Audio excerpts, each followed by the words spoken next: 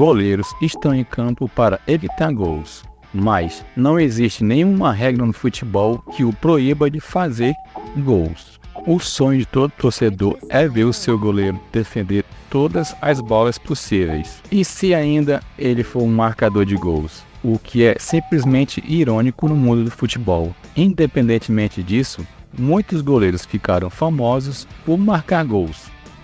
René Higuita marcou 43 gols na carreira, além de incontáveis defesas viabilizadas por sua agilidade e habilidade como goleiro. Jorge Campos marcou 35 gols, sendo que 14 deles foram registrados numa mesma temporada, a temporada 1989 a 90, quando defendia a camisa do Pumas. E o grande Chilavert marcou 63 gols. Isso já parece absurdo para um goleiro, mas na verdade ele é apenas o segundo maior goleiro artilheiro da história. Teve um outro cara que marcou mais que o dobro de gols de Chilavert, 131 gols marcados por um único goleiro. No seu auge, em 2005, ele marcou 22 gols. Só para se ter uma comparação, naquela temporada ele conseguiu superar Drogba, Michael Owen, Ibrahimovic e David Beckham, e até mesmo o vencedor da Bola de Ouro daquele ano, o todo-poderoso Ronaldinho Gaúcho, o Bruxo. Ele era um jogador surreal, tão inacreditável que foi apelidado de um mito. Dizer que ele era um em 1 bilhão seria um eufemismo. Como sempre diziam os são paulinos, todo mundo tem goleiro, mas só nós temos Rogério Ceni. Sejam bem-vindos, amigo, ao meu canal. E nesse vídeo eu falo sobre a história de Rogério Ceni, o maior goleiro artilheiro de todos os tempos. Espero que goste desse conteúdo, aproveita e já deixa seu like e segue meu canal. Bora continuar com o vídeo. Como você pode imaginar, ele marcou todos os seus gols, seja nos pênaltis ou em belas cobranças de faltas, e provavelmente você deve estar se perguntando qual bom um goleiro tem que ser em cobranças de falta para que o treinador o escolha antes de qualquer outro jogador. Bem, ele só começou a receber a autorização para bater faltas em 3 de dezembro de 1996 e ainda encerrou a carreira com o mesmo número de gols marcados através de cobranças de faltas de Maradona, a poucos passos de Ronaldinho Gaúcho e até de Juninho Pernambucano, que é quem mais marcou gols de faltas em todos os tempos. E mesmo assim, Juninho Pernambucano marcou apenas 14 gols a mais que Ceni. Acho que já deixei bem claro, e ainda assim, não se engane, ele não fez apenas gols, ele foi um fenomenal goleiro. Apesar de nunca ter saído da América do Sul, ele ainda ganhou tudo o que havia para ganhar, literalmente 10 troféus internacionais diferentes. E olha, sem mencionar constantemente o cara, mas nem mesmo Ronaldinho Gaúcho, que é conhecido por supostamente ganhar todos os troféus disponíveis, conseguiu ganhar tantos quanto Rogério Ceni. A quantidade de recordes que ele quebrou é fora do comum. O cara era como uma falha na Matrix, o maior especialista em bola parada. Ele não apenas poderia marcá-los, mas também salvá-los. Quero dizer, escute bem, ele literalmente detém o recorde de maior número de defesas de pênaltis na história do futebol. E além de tudo isso, há também um monte de outros recordes, como ninguém jogou mais partidas como capitão do que ele por um único clube, e ninguém ganhou mais partidas por um único clube quanto Ceni. Ele até conseguiu se tornar o primeiro e único jogador a ser nomeado para a Bola de Ouro sem nunca ter jogado na Europa. Mas, e se você perguntar a maioria dos fãs de futebol europeus sobre ele, com certeza muitos não saberão quem é Rogério Ceni. Mas eu realmente acho que se ele tivesse ido para a Europa, facilmente o considerariam um dos maiores de todos os tempos, se não o maior. Mas o que é mais engraçado é que, apesar de todas essas conquistas, ele chegou muito perto de não se tornar um jogador de futebol. As estrelas tiveram que se alinhar várias vezes para que ele conseguisse. Antes mesmo dele nascer, sua mãe estava literalmente instruída a interromper a gravidez, pois havia um alto risco de que ele, o bebê ou a própria mãe poderiam morrer, mas ela decidiu arriscar tudo e seguir em frente. E depois tem o fato dele ter começado a jogar na lateral e só foi descoberto como um bom goleiro aos 15 anos de idade, porque o goleiro que era o titular se machucou. Então ele foi forçado a assumir o seu lugar, simplesmente porque ele era o garoto mais novo do time. Então, por volta dos 18 anos, seu pai o forçou a rejeitar sua primeira proposta de jogar por um clube de futebol, porque Ceni já trabalhava em um banco, o que o seu pai considerava muito mais prestigiado trabalho. Mas, felizmente, ele foi demitido, o que finalmente lhe permitiu ingressar em sua primeira equipe, o Sinop, onde ainda era apenas o terceiro goleiro e até um pouco descompromissado. Ele ia treinar, mas nem precisava viajar. Mas novamente a sorte sorriu para ele. Assim que eles começaram a avançar de fase no campeonato estadual, foi quando o inesperado aconteceu. O titular Marília e o reserva Valdir Braga se lesionaram praticamente ao mesmo tempo. O jovem Rogério se tornou a única opção. Ninguém sabia, mas era a melhor opção. A inexperiência não pesou em seu primeiro jogo.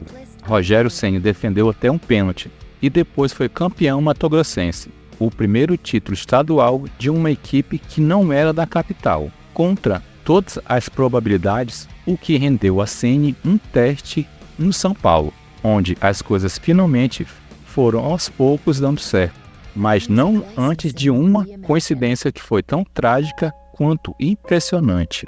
Então, nos primeiros 3 anos no São Paulo, ele voltou a jogar pelos juniores. Naquela época o São Paulo estava em alta, mas Ceni era apenas o segundo goleiro dos juniores. O São Paulo até queria emprestá-lo para uma outra equipe, pois sempre foi ofuscado pelo goleiro Alexandre, um jovem com habilidades incomuns, como um dos olheiros do São Paulo certa vez afirmou. E Alexandre era muito melhor do que Rogério, não apenas no gol, mas até com os pés também. Essa coisa de cobrança de falta que o Rogério fazia, Alexandre já fazia há algum tempo atrás. Mas bem, no momento em que Alexandre parecia estar lutando por uma vaga entre os titulares do time principal do Tricolor Paulista, como a maioria dos jogadores jovens, Alexandre resolveu comprar um carro novo, um Cadete branco, que saiu da concessionária no dia 17 de julho de 1995. Ele comprou a contragosto do seu pai, que o aconselhou a guardar o dinheiro. E sim, o sonho realizado, ele e alguns colegas de clube aproveitaram a folga na sexta-feira e organizaram um churrasco em um sítio em São Roque, São Paulo. Mesmo aconselhado a ficar, Alexandre voltou sozinho para a capital para fazer uma surpresa à família. Por volta de 6h30 da manhã do dia 18 de julho de 1992, no quilômetro 13 da rodovia Castelo Branco, ele perdeu o controle do seu carro novo e bateu em uma mureta de proteção. Foi levado ao hospital universitário, mas infelizmente não resistiu. O corpo do jogador foi velado no CT do São Paulo. Em consequência dessa tragédia, Ceni foi convocado para ser o titular da equipe de juniores do São Paulo. Como aquele mesmo olheiro dizia, sem esse acidente hoje talvez não conheceríamos o Rogério Ceni. Mas passando para algo menos tenebroso, apesar de não ter tido muito tempo de jogo, nas 4 primeiras temporadas como jogador do time titular do São Paulo, o time principal, Ceni, mesmo na reserva, acabou conquistando vários títulos, ganhando Libertadores, Copa Intercontinental e até a Recopa Sul-Americana, mesmo ficando boa parte no banco de reservas, já que o titular na época era o Zete, e finalmente conseguindo uma vaga na Copa Conmebol de 94, onde ele conquistou o título e impressionou a todos o suficiente para finalmente chegar ao time titular. No entanto, algo estranho aconteceu logo depois disso. Muricy Ramalho, que era o seu treinador na época, observava a dedicação a mais como goleiro. Mesmo na reserva, naquela época, Rogério chegava ao treino meia hora antes dos demais e só ia embora meia hora depois. durante esse tempo extra, cobrava faltas, e muitas faltas. Então Muricy Ramalho se aproximou dele e, brincando, disse-lhe que era para ele continuar trabalhando nisso. Talvez um dia ele, Muricy, o deixasse cobrar faltas em uma partida de verdade. Mas o que Muricy não percebeu é que Ceni realmente não estava disposto a desistir. E assim, 6 meses e cerca de milhares de cobranças de faltas depois, vendo que ninguém estava trabalhando tanto quanto Rogério e seria merecedor, ele, Muricy Ramalho, tomou a decisão chocante de nomear um goleiro como seu novo cobrador de faltas. E valeu a pena. Marcou 3 gols na primeira temporada e outros 3 na segunda temporada, o que ajudou o São Paulo a ganhar o Campeonato Paulista. Na terceira temporada, ele também já estava cobrando pênaltis. Ele conseguiu incríveis 7 gols de falta em um ano e ainda conseguiu marcar um gol de falta decisivo na segunda partida da final do Campeonato Estadual, para dar o título ao São Paulo ao vencer o Santos em 3-2 no agregado. Embora ele tenha feito muito sucesso no São Paulo, na seleção ele não teve muitas oportunidades. Mas apesar disso, sinceramente, o início do século foi um período muito difícil para Ceni, e acho que a melhor maneira de explicar o porquê é abordar alguns assuntos delicados. Em relação à seleção, ao contrário do que você pode pensar, ele até jogou e conquistou títulos. Embora ele tenha tido mais uma vez muito sucesso, o problema é que por algum motivo ele sempre estava no centro de alguma polêmica, tanto que em 97 ele foi convocado para a Copa das Confederações e foi mais uma conquista para Ceni, mas ele acabou se metendo em uma confusão com o técnico Zagallo, com Ceni dizendo à imprensa que faltou uma certa liderança depois de alguns jogadores terem raspado sua cabeça como uma brincadeira. E bem, não é necessário dizer que Zagallo ficou bem chateado com esse comentário. Tanto é que nunca mais ele convocou Rogério. Porém, em 98, Vanderlei Luxemburgo assumiu o comando da seleção e escolheu Ceni como seu grande goleiro. Mas depois ele se recusou a assumir a culpa por 2 gols sofridos, supostamente devido a seus erros, e o público se voltou contra ele, o que fez as coisas ficarem bem difíceis novamente. Quando o Scolari chegou, suas chances diminuíram ainda mais, já que até então o goleiro escolhido por Scolari, o goleiro de confiança, era o Marcos, e o segundo era o Dida. Mas, mesmo assim, em 2002, ele foi convocado para a Copa do Mundo. E apesar de não ter tido 1 minuto de jogo sequer, ele conseguiu adicionar mais um troféu ao seu currículo. Mas, infelizmente, essa seria a última vez que ele vestiu a camisa canarinho, apesar de ter apenas 29 anos na época. Na verdade, por mais modesto e bem comportado que pudesse parecer, Ceni tinha tendência a ficar em polêmicas. Apenas um ano antes da Copa do Mundo, ele foi acusado de forjar uma oferta de contrato supostamente foi feito pelo Arsenal, como uma forma de forçar o São Paulo a aumentar o seu salário, o que eventualmente o fez ser suspenso por 29 dias e até rumores de que ele seria expulso do clube. Mas, em vez disso, ele não apenas conseguiu o aumento que queria, como também insistiu que a oferta era real e até processou o jornalista que deu a notícia por difamação.